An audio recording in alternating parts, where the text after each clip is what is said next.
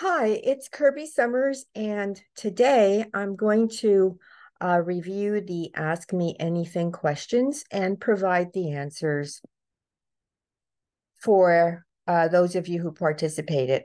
I'm not going to mention anybody's name. However, you're going to know who you are because I'm going to read your question. Um, I'm not starting in any specific area, so I may have, sort of mixed this up. Oh, hey, like the video, please. Like the podcast. Many of you I know read the information, but it does help to like the post because then other members can participate if they see that this is getting some attention. So, as you know, I had an Ask Me Anything this weekend, and some of the questions are, and in some cases, I'm going to just say this. I'm going to just perhaps read a portion of the question, provide an answer, and then pick up with like another portion of the question. So even though I said that I'm going to limit this to one question per person, sometimes a question was posted that expanded into several areas. So, among the questions was, do you have any knowledge as to whether or not islands like Epstein's had incinerators and underground facilities? Are there not thousands of victims because they were used and then, to both profit and hide the evidence, turned into diamonds? My initial answer, which I posted on the initial thread, was uh, because there is no evidence, nor have I heard from anyone about girls being turned into diamonds. Please submit a different question. And then I added, I know about some of the murders and will include this info, afterwards. So one of the things that I do know is that Jeffrey Epstein had a very unique plane. He had a 727, which is the Lolita Express.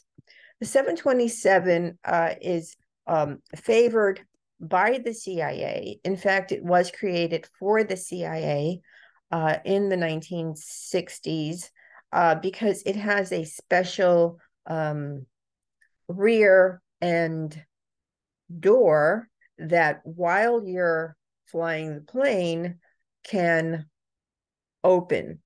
It's called the air stairs. This feature can be operated from inside the aircraft while the plane is flying. So, what I've heard is that some of the bodies of the girls who died, some of them could not handle what was being done to them. Obviously, drugs were involved, repeated R word, and it's my understanding that the girls who did not make it or the girls who were murdered were their bodies were disposed of over the sea while Epstein's plane, the Lolita Express, was in the air over the water. And as frightening as that sounds, it sounds adequate. We do know that there were approximately 500 girls during the Palm Beach investigation who were never found. I mean, some of the girls who are ensnared into these trafficking operations, which again, I'm going to say are all part of one, and they all have their origins in the CIA, even though, yes, Mossad is involved, and yes, MI6 is involved, and the equivalent in Australia. Some of the girls end up working in the adult entertainment industry as strippers, even though they may start very young at 13, 14. There's, when your soul is shattered and you don't die, in order to survive, if you're no longer part of that network, these girls sometimes end up stripping somewhere, working in the adult industry as, in a house of prostitution, and or they're in jail. However, it's my understanding that 500 girls could not be located either in jail or anywhere on the planet. So that's just in Palm Beach. And so what happened to those girls? Maybe some of them ended up in the manner that I suggested. But we also know that Epstein on his island had a very large fire. What was he disposing of? What was the fire burning? What I know, having studied many of the people connected to Jeffrey Epstein, like the Chandler family, and by the way, that book, everybody does ask me about my Chasing Chandler book. It's only available on my website because my information is highly censored. And in order for people to get my real information, because whatever I have on Amazon, let's call it the opposition, I don't know what else to call them. What they do is they put bad reviews in order to keep my books from being purchased by someone else, and or the actual book itself, even the paperback, I discovered has been altered so that there'll be like just mumbled, jarbled stuff that you can't read. So that if you're interested in any of my books, I do suggest you just buy them from me on my website, kirbysummers.com, because, I seem to be kind of stopped in many areas. I mean, you know that if you have been following me for a long time, you do know that my main account on Twitter disappeared a year ago in November when Elon Musk took over, and I am intensely censored. My tweets don't get a lot of, they're just not circulated. Most of the people who follow my work, say on my Twitter account, belong to the other side. And so, yeah, there are a lot of girls who have died. However, I have not heard about anyone being turned into diamonds. Okay, the next question. Do you know if Jet Travolta was a sacrifice? What I can say is that I have heard that not only was Jet Travolta,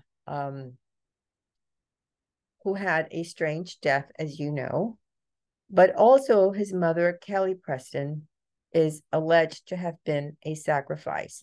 I have also heard that John Travolta, who, as you know, has been part of Scientology for a very long time, might be leaving the group.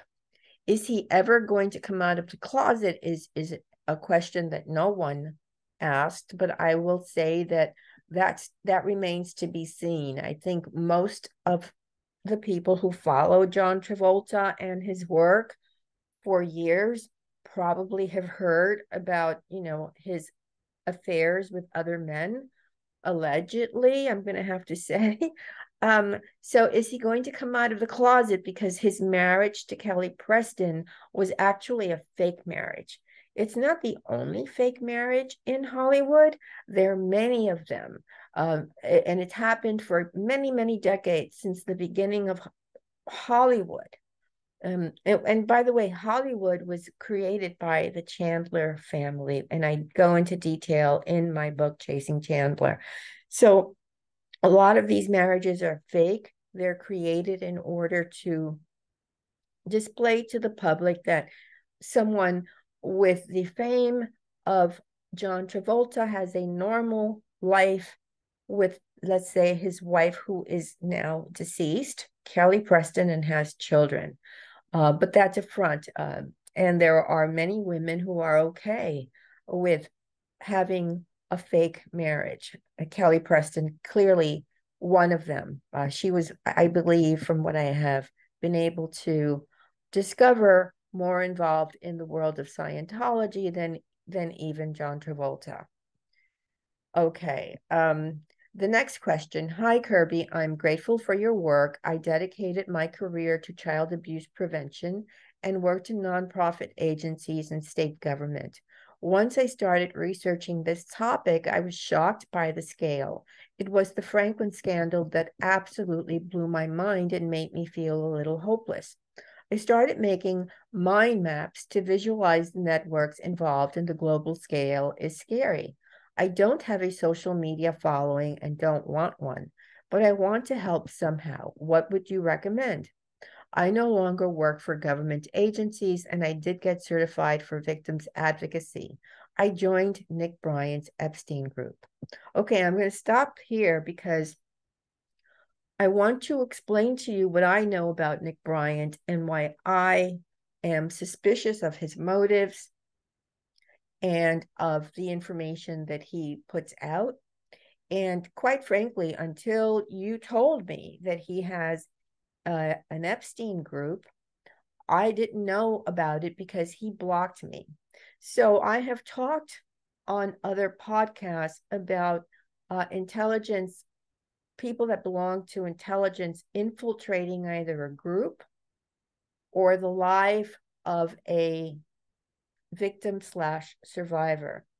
So Nick infiltrated my life when I began exposing what I know personally after Jeffrey Epstein's arrest, because my abuser's brother-in-law was named by Paul Benassi as being his MK Ultra handler. And I had known this information many years ago because clearly some of us discovered the Franklin child abuse scandal in different ways, not necessarily through Nick Bryant's book, which I have a problem with. So let me just finish explaining how Nick infiltrated my life.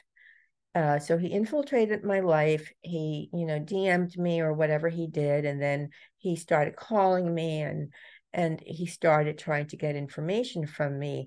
And what he wanted more than anything was for me to introduce him to Virginia Giuffre, to other people who were in positions of power. And at the time, meaning some of the women who were coming out against Harvey Weinstein, who I was friendly with. And I was feeling a lot of pressure. My question to him when he and I would talk, and we talked often on the phone because he always wanted something from me, I questioned him about why he did not include the MK Ultra aspect of the Franklin child abuse case in his book on the Franklin child abuse case. He never gave me an adequate reply. His reply was always a one sentence, and I did ask him repeatedly in different conversations because it is also part of the Jeffrey Epstein case. And as I said, this is interwoven into other child abuse and trafficking rings, which are not solely dedicated to children. There are adults, as we have discovered, well, as you have discovered, via the Epstein, quote, trafficking ring. His answer to me when I questioned him about why he did not include MK Ultra in his book was a very disappointing. I didn't think it was important. Well, it was very important. It remains very important. It is the single most important aspect. One of my sources is the person who created Promise, Bill Hamilton.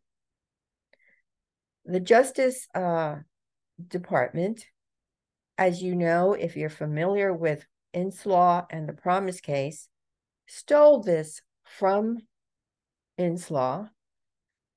Inslaw, as you know, took them to court. It happened many years ago.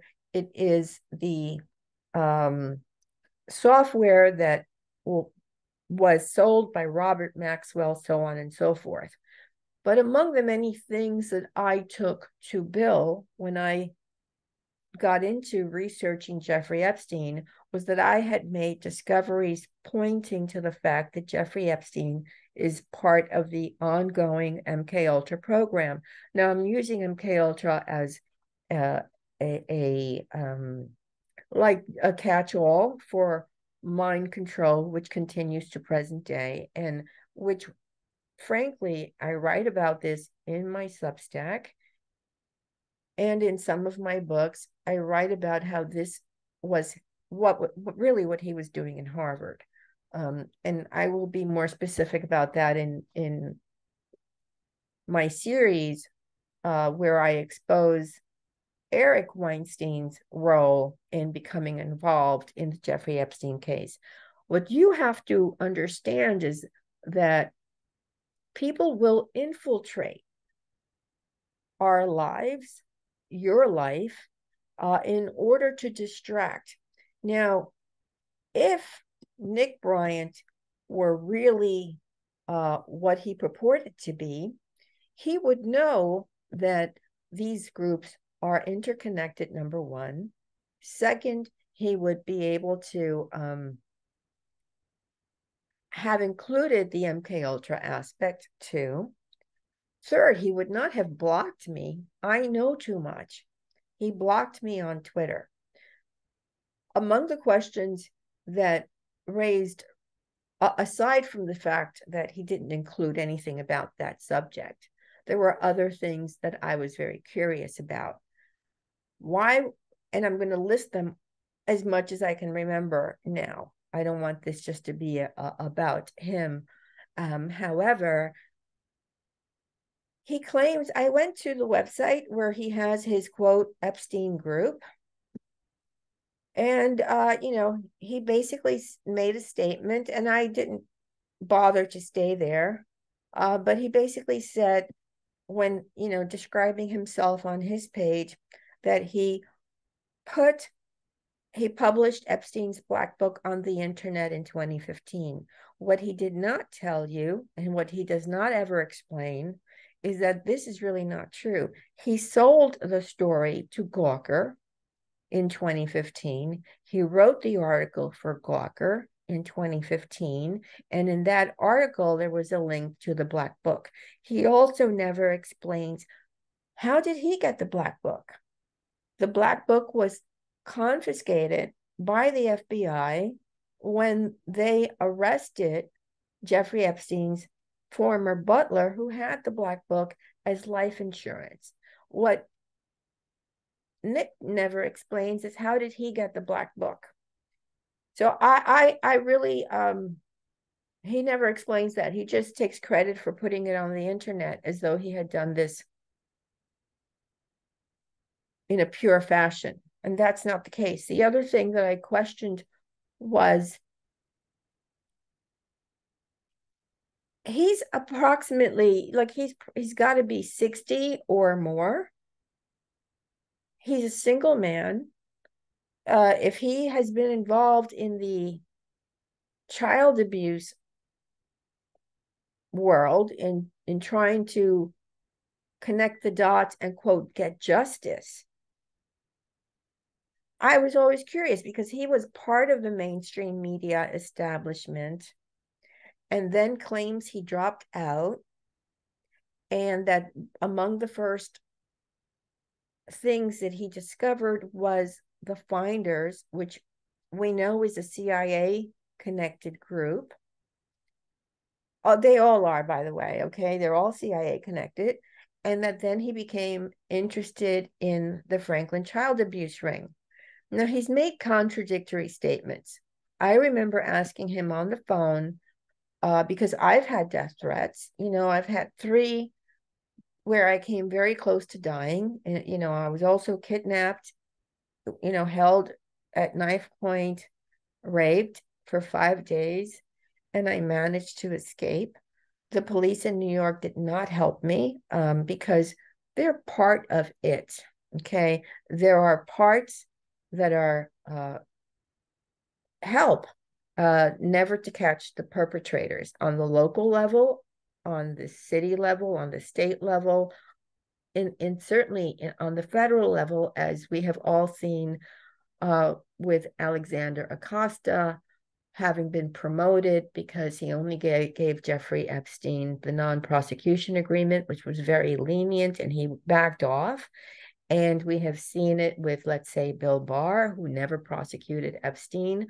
If there was real justice to be had, somebody like Nick Bryant would have gotten it by now, don't you think? He's certainly been involved in these child-related sexual abuse cases, I'm going to use that term temporarily, for a very long time.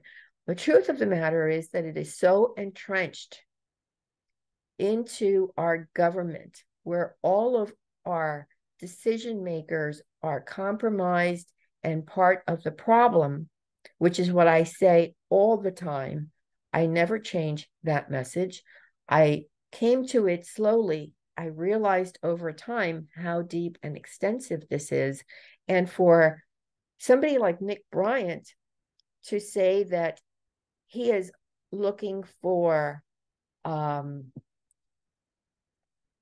going to read what he has on his homepage of that website, which for all intents and purposes, is a cutout. We have to show the government that it can no longer cover up sexual trafficking. As Americans, we need to know why our government is covering up child sexual trafficking so that it never recurs in the future. We have the numbers to reclaim justice for our children, but we need to unite regardless of political affiliation, creed, or race.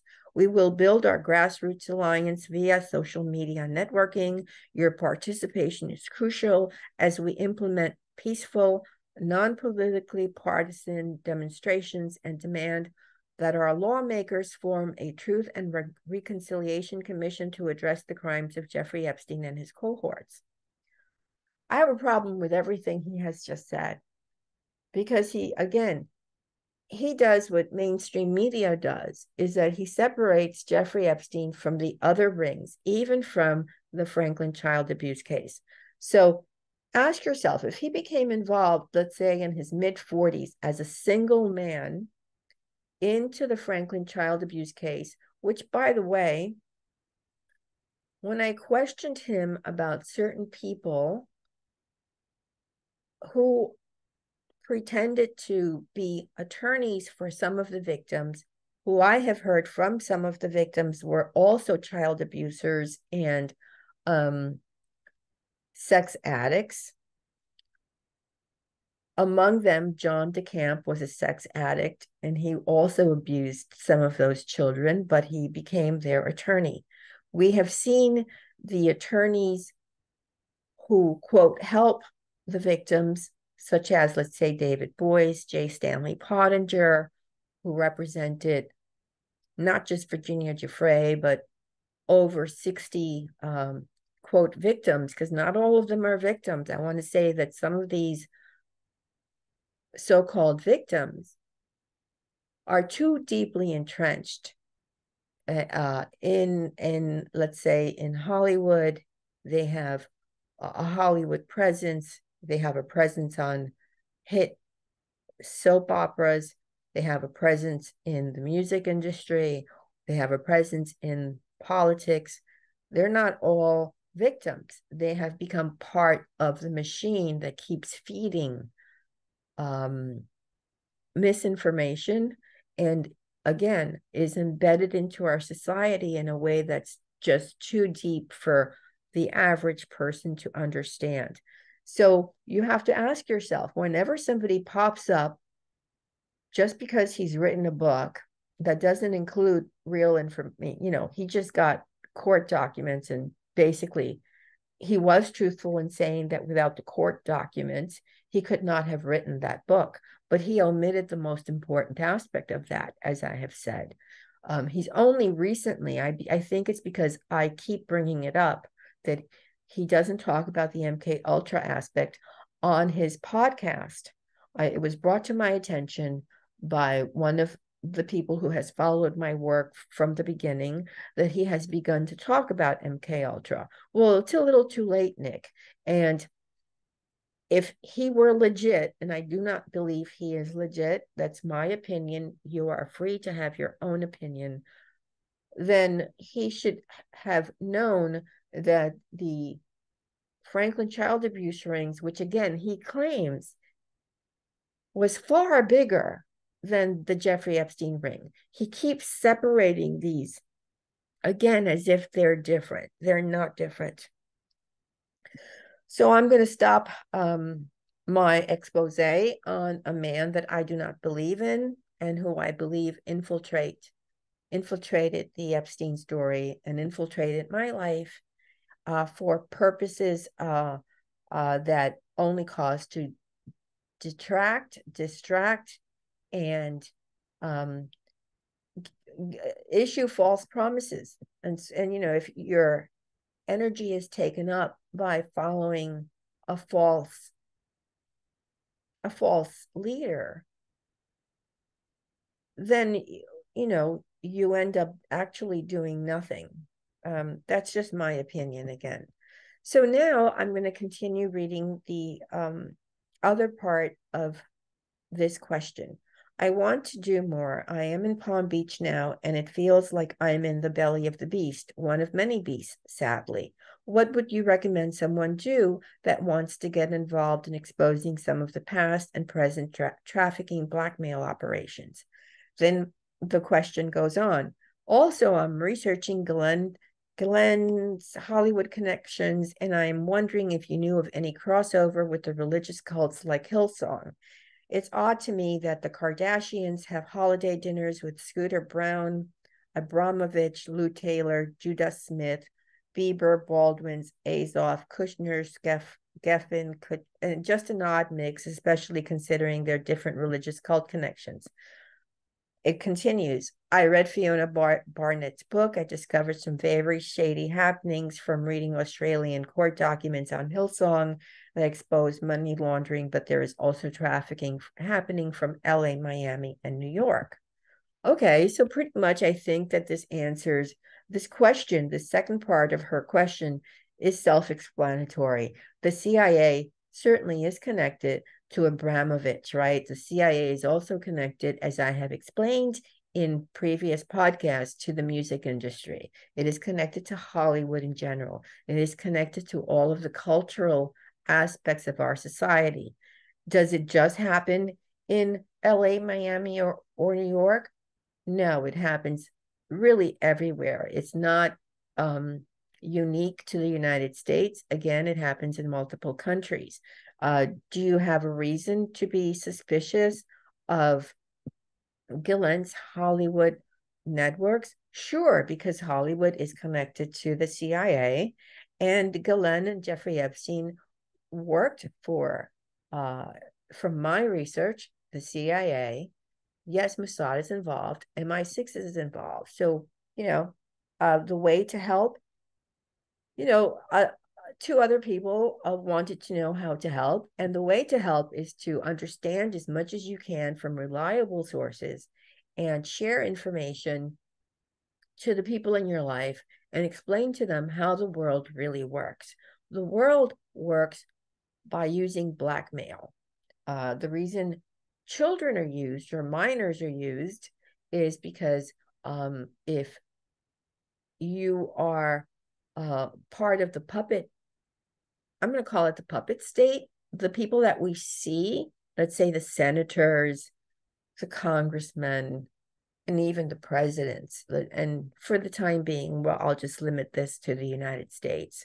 These people are controlled by the elite. There's another layer above them. I have gone into detail about who the layers are, but I'm not going to do that on this podcast. I'm just going to answer the question. So yes, why was Ghislaine connected to, let's say, somebody like Harvey Weinstein or other people in the music industry? Well, Epstein was too.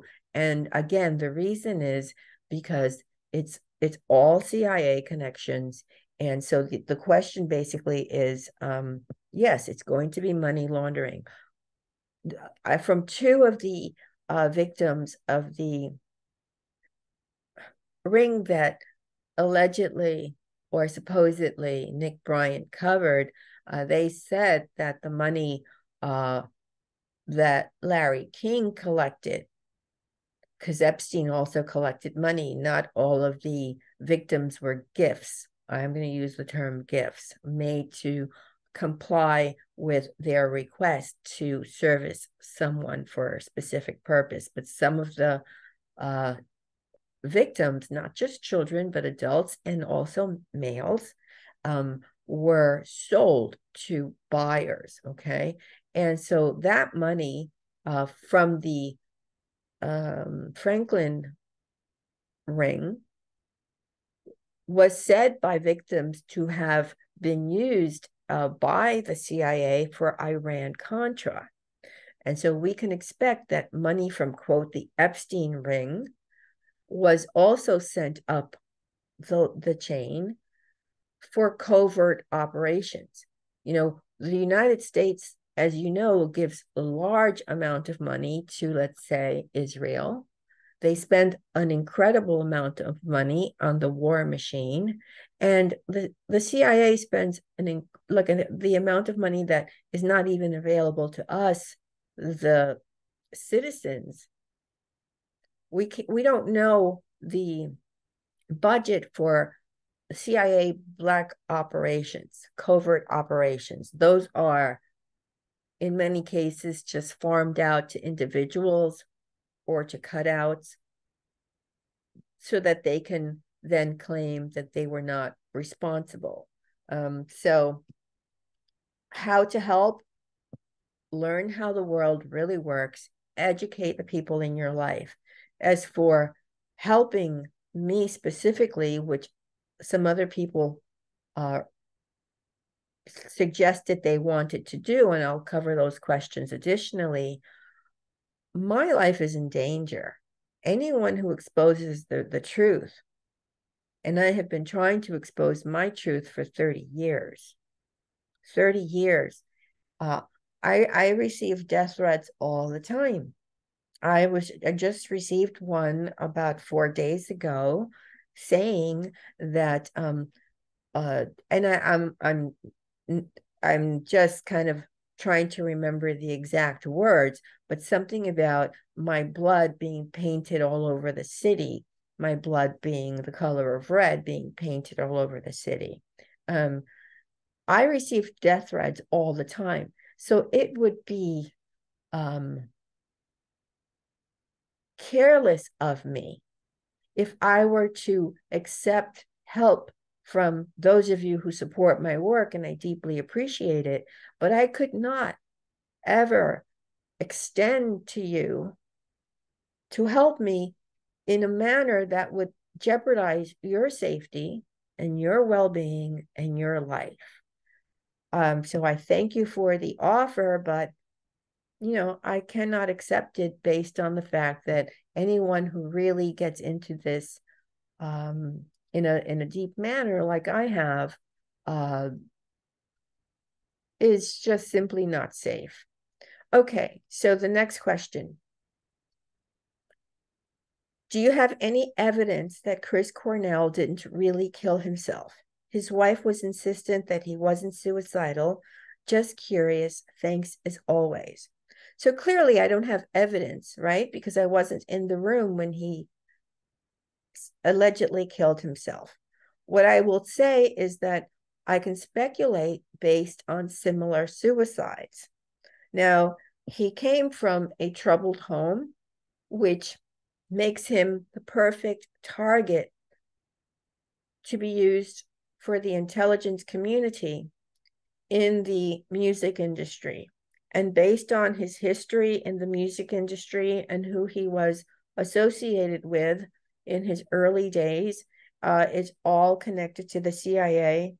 And so his death, I would suspect myself, just based on, again, other situations, that his bodyguard, who dated Heidi Klum, or to be frank, he was her bodyguard before he, quote, dated her, is highly suspicious as, again, an infiltrator, as someone who was inserted into Cornell's life, possibly in the same way he was inserted into Heidi Klum's life, and could have been the person who helped, let's say, because Cornell, even though he had an issue with substance abuse, which is the way artists, whether you're a musician or you're, let's say, Matthew Perry, who was on a hit television sitcom, as you know, Friends, they are controlled by drugs. And then it could be said when they're dead, oh, well, the person overdosed. Well, in this case, he was found by his bodyguard who, who claims that he gave him 2 pills and that, then his wife said that he was very slurry on the phone and then he's found dead. Well, I would say that I suspect foul play. Clearly, bodyguards are known to be handlers. I would say that while I do not have, quote, definitive proof, we can look at similar deaths. He would not, if he was so depressed, I do not feel that he would have performed. Because, when you have a performance, you have a contract. And if you don't perform, then you're sued. If he was really suicidal, he would have been suicidal the entire day, and he could have canceled or just not shown up for the performance. The fact that his death happened after the performance indicates to me foul play. Okay.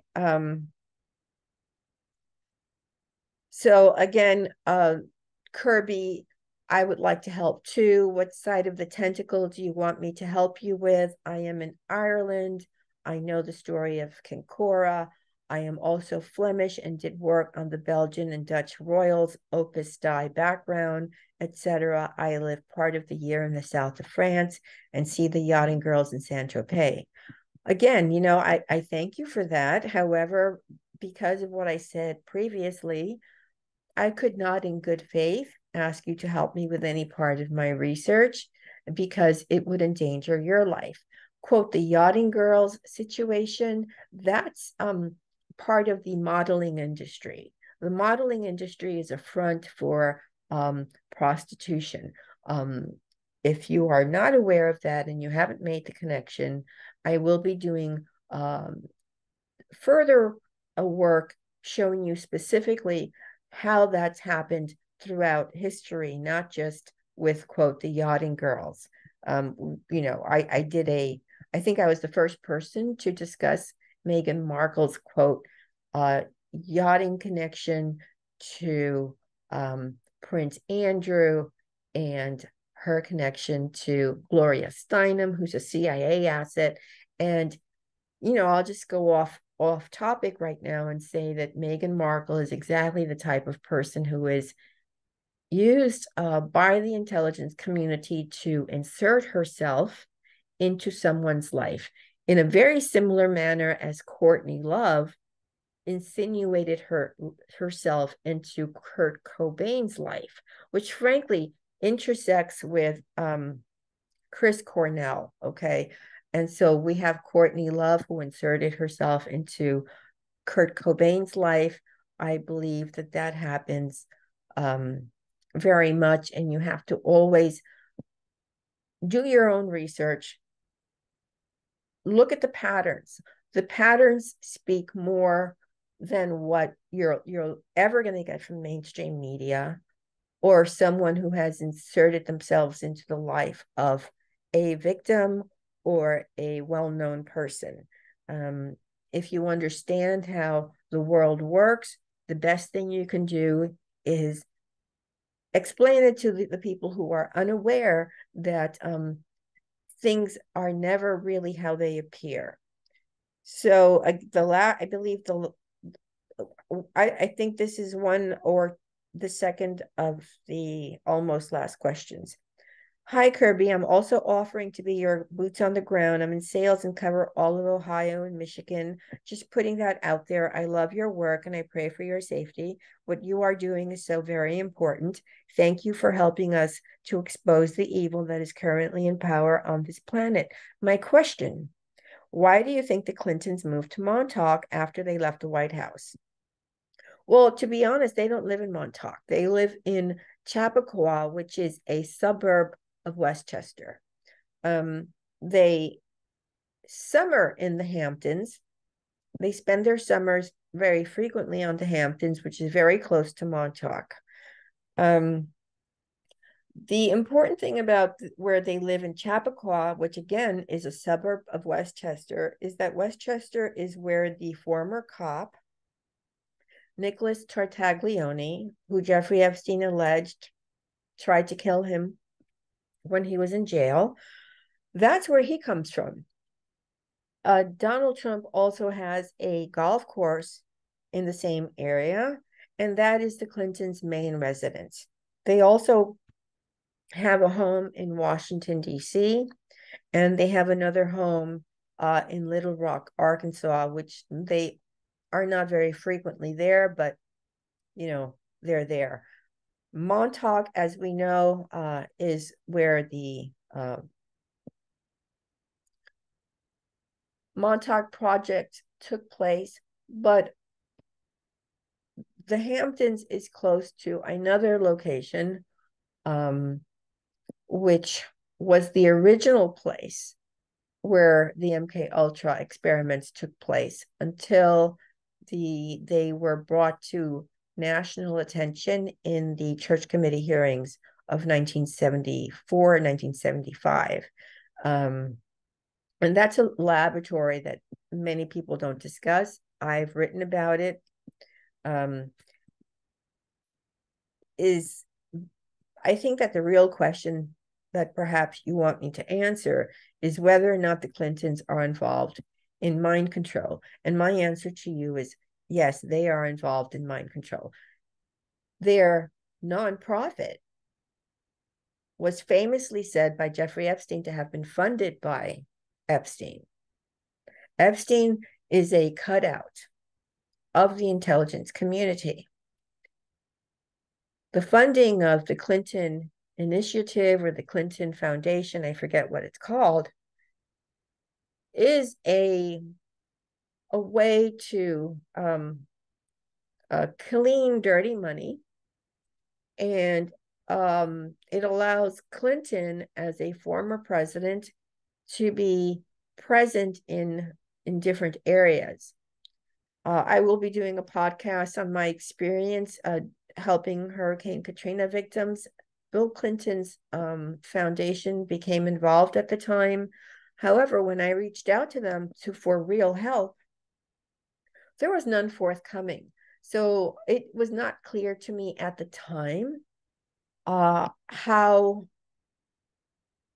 they were doing. It has, however, become clearer to me during my time investigating the Epstein case and using information that I clearly remember during my time as an S-slave to somebody who was connected to all of this. And that's, the Rickless family, which none of these independent journalists ever cover. And the Rickless family is very important in this whole trafficking, blackmail, money laundering operation, which goes back many, many decades. And I seem to be the only person covering the Rickless angle. Well, I thank you all for having participated in my Ask Me Anything. Your questions were very enlightening, and we'll do it again. All righty. Bye-bye.